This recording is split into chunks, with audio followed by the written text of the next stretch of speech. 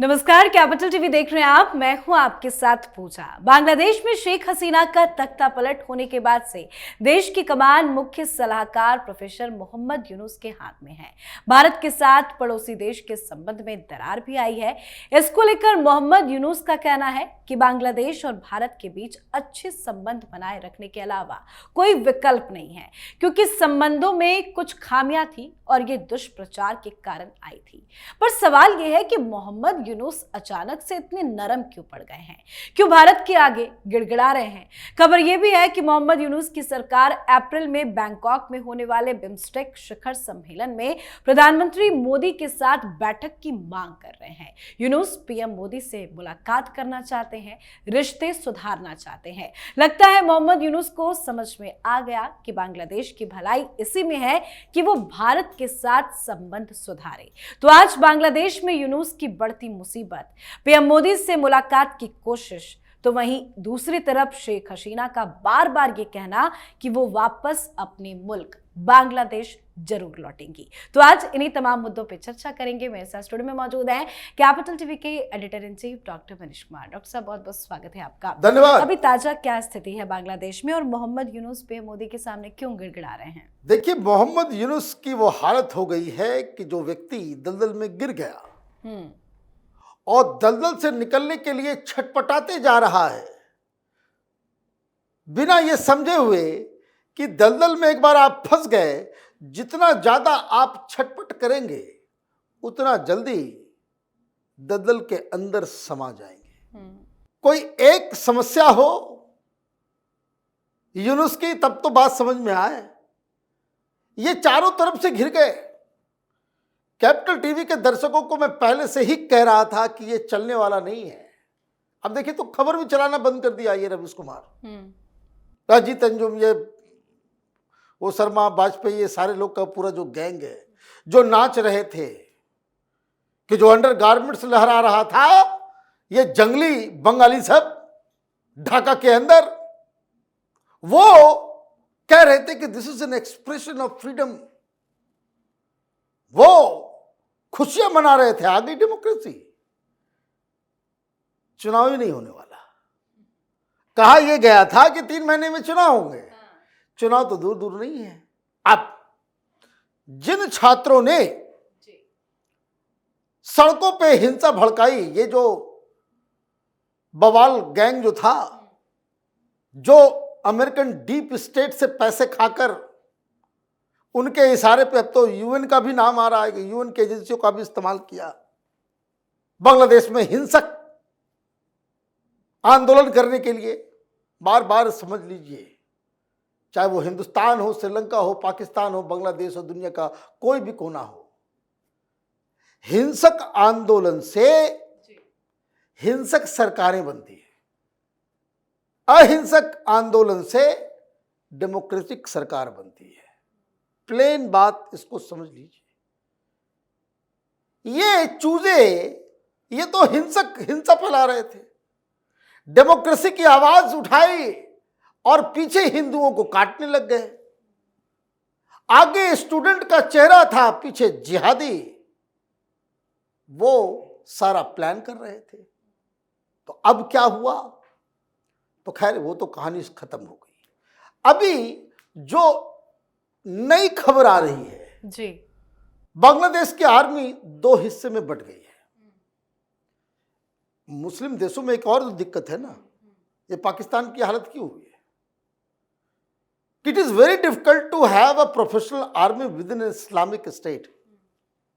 कारण उसमें आधे आर्मी वाले जो है वो दाढ़ी वाड़ी बढ़ा लेते हैं, उनको अल्लाह के हम सैनिक हैं, देश के नहीं, अल्लाह के सैनिक बन जाते हैं कि हम जो है जिहादी हैं, गाजी आर्मी है, इस्लाम के लिए हम लड़ रहे हैं, एक कबूतर नहीं मरता इनसे, और इस्लाम के लिए जो है फन्ने खा बनते, लड़ेंगे, हम करेंगे।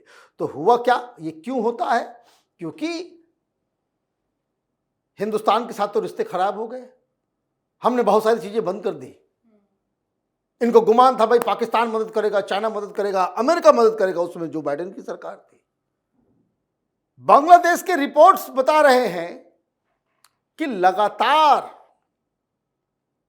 चमचा कि लगातार पैरवी करवा रहे हैं कि डोनाल्ड ट्रंप से एक बार मुलाकात हो जाए।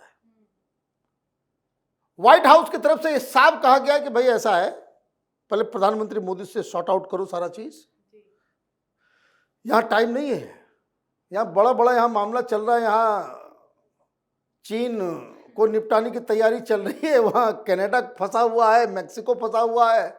तुम्हारी क्या हैसियत है कि तुम टाइम बर्बाद करने आओगे? भाई जो करना है हमने ऑलरेडी कह दिया है। ये तो प्रेस कॉन्फ्रेंस में कह दिया था, भाई मोदी ही डिसाइड करें भाई वहां पे क्या होता है। अब पहले इनको लगा कि भाई चाइना तो बिजनेस करता है, they will be more happy, भाई इंडिया से माल नहीं आ रहा हम दे देंगे, लेकिन हम देंगे तो हम अपनी कीमत पे देंगे। चाइना से हिंदुस्तान लाने में ही, जो बांग्लादेश तक लाने में ही सामान महंगा हो जा रहा है। महंगाई जो है वो 15-16% हिट कर रही है। बहुत आंकड़े को इधर उधर करके 9%, 8% दिखाने की कोशिश की जा रही है, लेकिन वहां ये तो बंगाली लोग हैं ना, अखबार के ऊपर पूरा कब्जा भी है, लेकिन फिर भी आर्टिकल में लिख देते हैं लोग कि वहां जो लोग, जैसे रमजान है, शाम में सब पहले हिलसा और पता नहीं क्या क्या मछली पूरा का पूरा लेकर के रात में ये लोग खाते थे।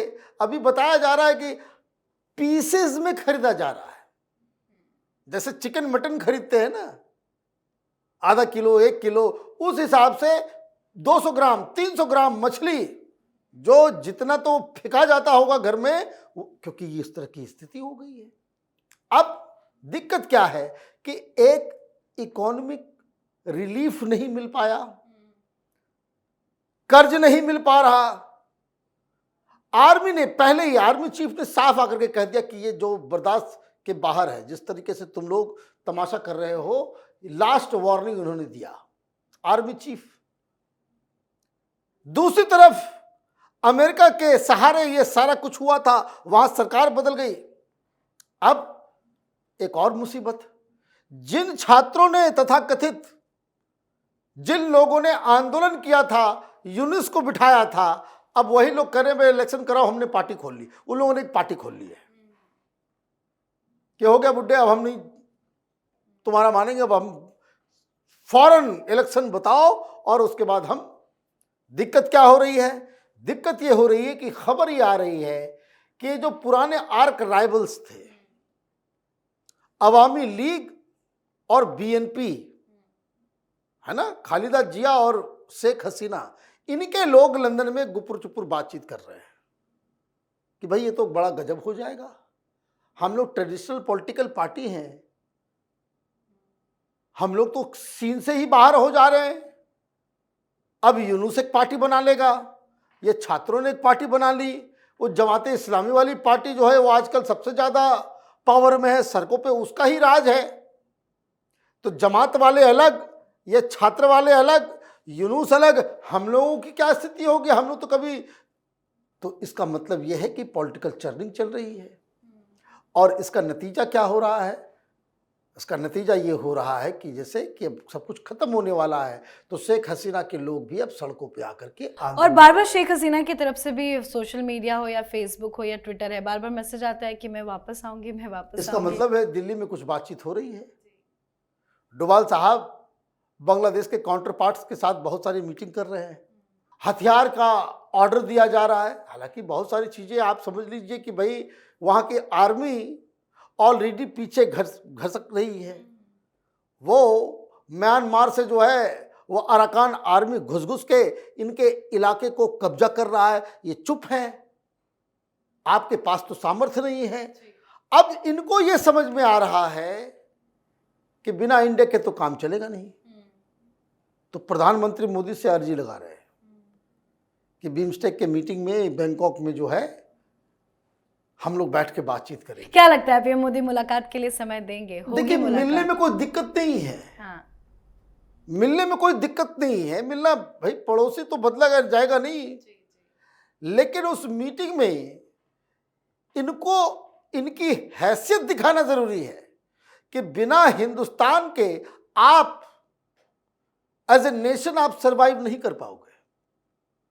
और ये जो बयानबाजी आती है यहाँ पे, जो हिंदुओं के ऊपर जो हमला होता है, इसको बंद करने की आवश्यकता है। बात इसलिए भी करनी है कि भाई यही मौका है, बात समझिए, कि भाई ठीक है तुम्हारी मदद भी कर देंगे। बिजली कम हो गई, लोड शेडिंग हो रहा है, अडानी जी को मैं कहता हूं बिजली सप्लाई करेंगे, है ना। साग सब्जी की दिक्कत हो रही है, वो सब सप्लाई करेंगे।